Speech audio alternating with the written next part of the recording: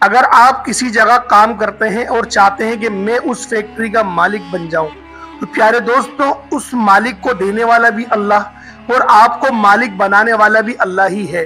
تو لہٰذا اس تصور کے ساتھ جو وظیفہ میں آپ کو بتانے لگا ہوں عشاء کی نماز کے بعد کر لیں، انشاءاللہ العزیز جو بھی آپ کی دلی خواہش ہوگی اللہ پاک وہ پوری فرما دے گا۔ اور اس وظیفے کے اندر اتنی تاثیر ہے کہ اگر کوئی بندہ سچے دل کے ساتھ اس وظیفے کو عشاء کی نماز کے بعد کر لیتا ہے تو اس کے پاس سے دولت قیامت تک ختم نہیں ہوتی۔ بسم اللہ الرحمن الرحیم۔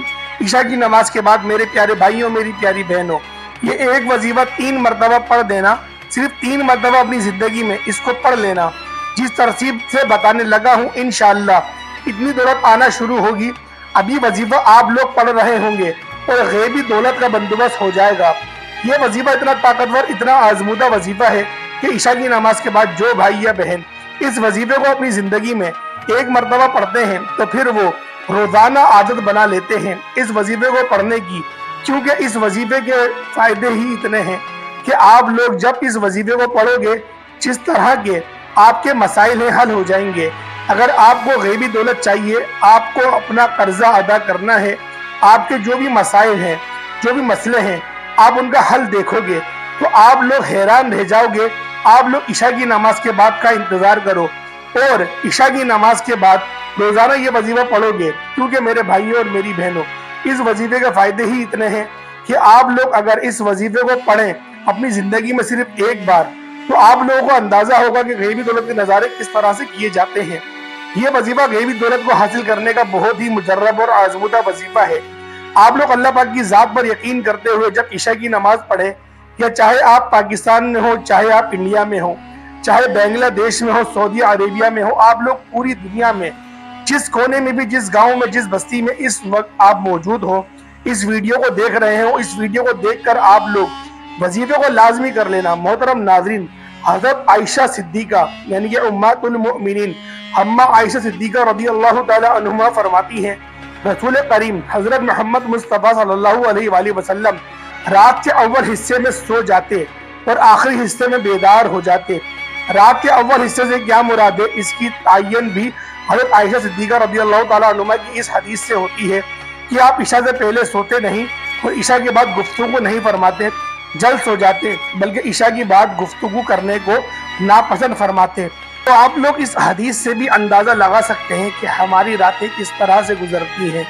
پوری رات ہمارے ہاتھ میں موبائل رہتا ہے اور موبائل ہم لوگ ہاتھ میں لے کے ریلز دیکھتے ہیں، یا کوئی ڈرامے دیکھتے ہیں، یا فلمیں دیکھتے ہیں، یا گانے سنتے ہیں، یا پھر کوئی ریسلنگ دیکھتے ہیں۔ اس طریقے کے ہم لوگ اپنے وقت کو ضائع کر رہے ہوتے ہیں۔ حالانکہ ہمارے نبی کریم حضرت محمد صلی اللہ علیہ وآلہ وسلم نے کیا فرمایا کہ تم لوگ رات کے اول حصے میں سو جاؤ۔ حالانکہ نبی پاک کے اوپر کتنی بڑی ذمہ داری تھی، لیکن پھر بھی آپ عشاء کی نماز پڑھ کے تھوڑا قیلولہ فرماتے کہ امت کو تعلیم مل سکے کہ آپ نے آرام بھی کرنا ہے، آپ نے صرف کام ہی نہیں کرنا۔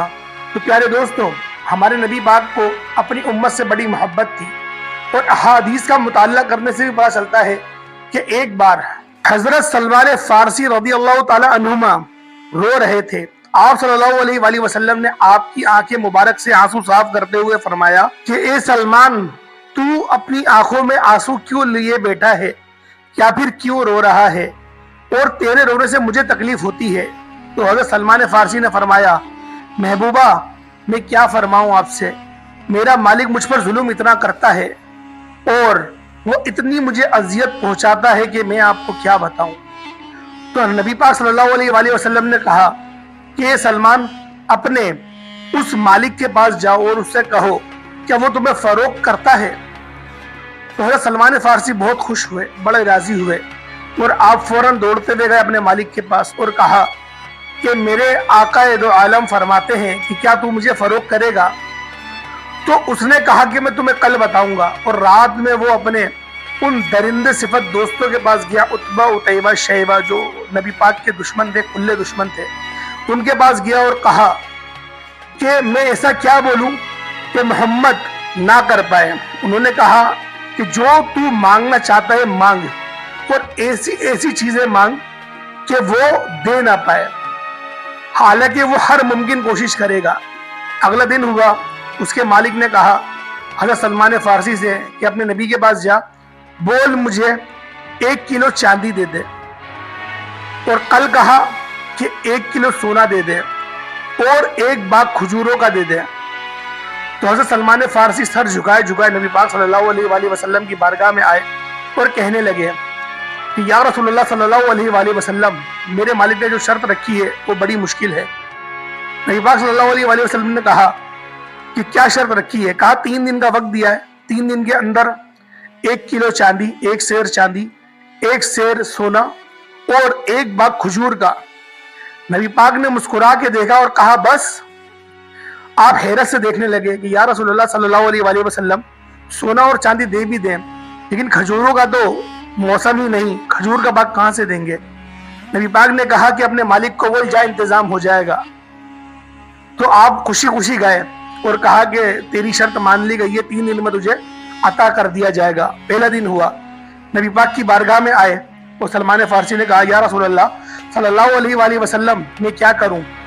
آپ نے فرمایا 1 سفید رومال دو، 1 سفید کپڑا دو، اس کے اندر آپ نے اپنے دستے مبارک سے کچھ چیز رکھی، کچھ پتھر رکھے اور کہا کہ جب تو اپنے مالک کے پاس جائے تو اس کو اس کے سامنے جھٹک دیو، اس کے قدموں میں پھینک دیو۔ پھر آپ جاتے ہیں، آپ گئے، آپ نے جھٹکا اور اس کے قدموں میں پھینک دیا اپنے مالک کے، تو دیکھا وہ گویا چاندیاں بن گئیں۔ آپ بڑے خوش ہوئے اور جو مالک تھا وہ حیران رہ گیا کہ اتنی چاندی اس مسلمان کے محمد جو نبی ہیں ان کے پاس کیسے آ گئی صلی اللہ علیہ وسلم۔ پھر وہ دوبارہ ان کی بارگاہ میں گئے، اگلا دن ہوا، دیکھا تو سونے کا وقت تھا۔ تو آپ نے کہا یا رسول اللہ صلی اللہ علیہ وآلہ وسلم، آج ہمیں سونا ادا کرنا ہے۔ نبی پاک نے پھر کہا سفید کپڑا دو اپنا، اس کے اندر آپ نے کچھ پتھر رکھے، کہا ویسے ہی جاؤ اور قدموں میں پھینک دو۔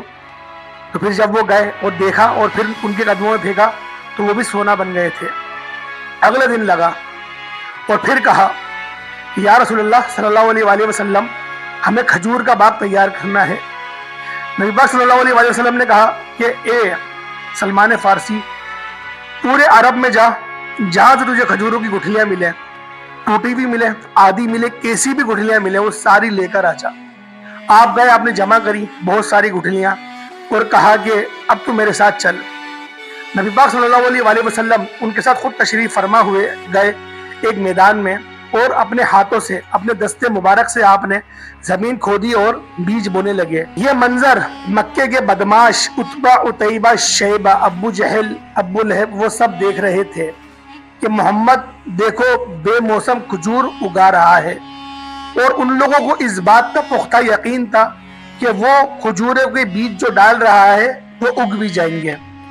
تو لہٰذا انہوں نے پلان بنایا کہ جب یہ لوگ ڈال کے بو کے چلے جائیں گے، پانی ڈال کے، ہم ساری گٹھلیوں کو واپس نکال دیں گے تاکہ وہ اس شرط کو پورا نہ کر پائے۔ تو گویا ایسا ہی ہوا۔ نبی پاک صلی اللہ علیہ وآلہ وسلم نے جب پورا میدان کو گٹھلیوں سے پر کر دیا اور پھر جب آپ لوگ گئے گھر کی طرف پانی ڈال کے اور کہا کہ صبح تک تیار ہو جائیں گی، تو ان بدماشوں نے ساری کھجور کی گٹھلیوں کو نکال دیا اور خوشی خوشی اپنے گھر چلے گئے۔ صبح آ کے دیکھا تو اس میدان میں پورا باغ بن چکا تھا، اور نبی پاک صلی اللہ علیہ وآلہ وسلم نے فرمایا کہ تجھے کیا لگتا ہے جو بے موسم اس کھجور کے باغ کو پیدا کر سکتا ہے، کیا وہ گٹھلی کے بغیر پیدا نہیں کر دے گا؟ تو بہرحال جو اس کی شرط تھی وہ پوری ہوئی، اور اس بدماش نے حضرت سلمان فارسی کو رہا کیا، اور آپ صلی اللہ علیہ وآلہ وسلم اپنے صحابی کو لے کر اپنے گھر آ گئے۔ تو پیارے دوستوں، اس مبارک واقعے سے آپ کو کیا سمجھ ملی؟ پختہ یقین اور ارادگی اور نبی پاک کی ذات پر بھروسہ، کہ نبی پاک نے جو ہمیں اللہ پاک کی طرف سے عطا کیا، جسے قرآن عطا کیا گیا، احادیث مبارکہ کا مطالعہ کیا اور کرنے سے ہمیں پتہ چلتا ہے کہ بڑے بڑے اور چھوٹے چھوٹے جو ہمارے بتائے گئے ہیں اذکار، اس میں بڑے بڑے ثواب کی بشارتیں ہیں۔ تو پیارے دوستوں، آج آپ کے پاس اسی قسم کا کوئی عمل اور انتہائی مجرب وظیفہ آپ کی خدمت میں لے کر حاضر ہوا ہوں، اس کو پڑھنے سے آپ کی تمام پریشانیاں دور ہو جائیں گی انشاءاللہ۔ عمل کی طرف چلتے ہیں۔ سب سے پہلے تعوذ و تسمیہ پڑھ لیں 3 مرتبہ، یعنی کہ اعوذ باللہ من الشیطان الرجیم بسم اللہ الرحمن الرحیم ایک ہوا، اعوذ باللہ من الشیطان الرجیم بسم اللہ الرحمن الرحیم یہ 2 ہوئے، اعوذ باللہ من الشیطان الرجیم بسم اللہ الرحمن الرحیم یہ 3 ہوئے۔ اس کے بعد آپ لوگوں نے نبی پاک صلی اللہ تعالیٰ علیہ وسلم کی ذات پاک پہ दुरूद इब्राहिमी पढ़ना है। एक बार सवाब की नियत से मेरे साथ भी पढ़ लें। अल्लाहुम्मा सल्लि अला मुहम्मदिन व अला आलि मुहम्मदिन कमा सल्लैता अला इब्राहीम व अला आलि इब्राहीम इन्नका हमीदुम मजीद। अल्लाहुम्मा बारिक अला मुहम्मदिन व अला आलि मुहम्मदिन कमा बारकता अला इब्राहीम व अला आलि इब्राहीम इन्नका हमीदुम मजीद। प्यारे दोस्तों, जब आप लोग दुरूद इब्राहिमी को 3 मरतबा पढ़ लें, उसके बाद आप लोगों ने जो नंबर 1 पे वजीफा करना है, यानी कि 3 वजीफे हैं, तो 3 वजीफे को इकट्ठा पढ़कर एक तसव्वुर करना है। तो लिहाजा 3 वजीफे कौन कौन से हैं जरा उसको मुलाहिजा कर लें। सबसे पहले आप लोगों ने जो आसान से कलिमात पढ़ने हैं, और वो कलिमात भी बड़े मुजर्रब हैं, यानी कि आपने दुरूद पाक 1 मरतबा पढ़ लिया, 3 मरतबा पढ़ लिया, उसके बाद आप लोग पढ़ेंगे सुब्हानल मलिकुल कुद्दूस 1 मरतबा हुआ, सुब्हानल मलिकुल कुद्दूस 2 मरतबा हुआ, सुब्हानल मलिकुल कुद्दूस 3 मरतबा हुआ। 3 मरतबा ही आप लोग पढ़ेंगे सुब्हानल molecule Quddus, सुब्हानल molecule Quddus, सुब्हानल molecule Quddus. ये 3 मरतबा आप लोगों ने पढ़ लिया। उसके बाद अल्लाह पाक के 4 सिफाती नाम हैं, इनको इकट्ठा पढ़ेंगे और एक तसव्वुर करेंगे, यानी कि या रज़्ज़ाक़ु, या रहमानु, या रहीमु, या सलामु। इन 4 नामों को इकट्ठा पढ़कर एक तसव्वुर करना है, यानी कि या रज़्ज़ाक़ु, या रहमानु, या रहीमु, या सलामु 1 हुआ, या रज़्ज़ाक़ु, या रहमानु, या रहीमु, या सलामु ये 2 हुए, या रज़्ज़ाक़ु, या रहमानु, या रहीमु, या सलामु ये 3 हुए। इस तरह से आप लोगों ने 3 मरतबा पढ़ना है। उसके बाद जब आप लोग तीसरा वजीफा पढ़ेंगे, वो वजीफा सूरतुल इखलास का है। 3 मरतबा बिस्मिल्लाहिर्रहमानिर्रहीम के साथ सूरतुल इखलास पढ़ेंगे, जैसे कि बिस्मिल्लाहिर्रहमानिर्रहीम कुल हुवल्लाहु अहद अल्लाहुस समद लम यलिद वलम यूलद वलम यकुल लहु कुफुवन अहद 1 मरतबा हुआ। बिस्मिल्लाहिर्रहमानिर्रहीम कुल हुवल्लाहु अहद अल्लाहुस समद लम यलिद वलम यूलद वलम यकुल लहु कुफुवन अहद ये 2 हुआ। इस तरीके से 3 मरतबा पढ़ेंगे और उसके बाद दोबारा से दुरूद इब्राहिमी पढ़ लेंगे। प्यारे दोस्तों, वजीफा जो तरतीब के साथ बताया गया, उस तरतीब के साथ ही करना है, न ज्यादा न कम। आप लोगों ने बिल्कुल ऐसे ही पढ़ना है जो तरतीब आपको बताई गई है। या तो ईशा की नमाज के बाद मेरी इस वीडियो को आप लोग एक बार देख लीजिएगा, ताकि आप लोगों को समझ आ सके किस तरीके से आपने अमल करना है। इस वजीफे को आप लोग हर बार, यानी कि हर ईशा की नमाज के बाद सोने से पहले आप लोग रोजाना करें।